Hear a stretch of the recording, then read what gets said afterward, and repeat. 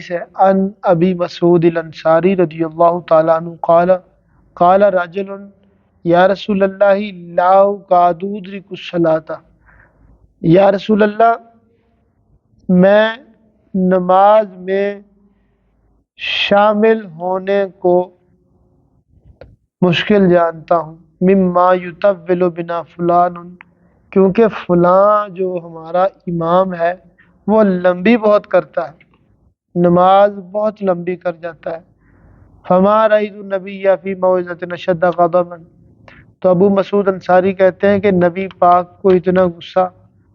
زندگی میں کبھی واز کے دوران نہیں آیا جتنا اس دن تھا۔ آپ نے فرمایا ایھا الناس، اے لوگو، انکم منفرون،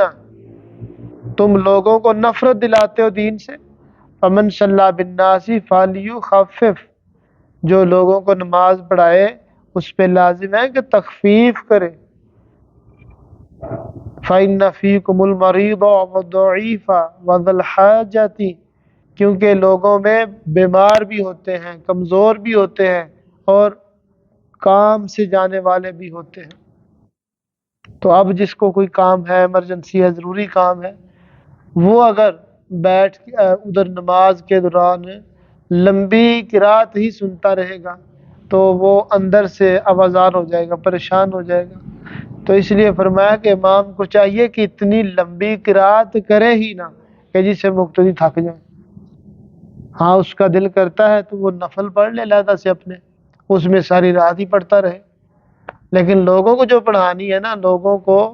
آسانی والی نماز پڑھانی ہے، یہ نہیں کہ اپنی آواز کے جوہر دکھاتا رہے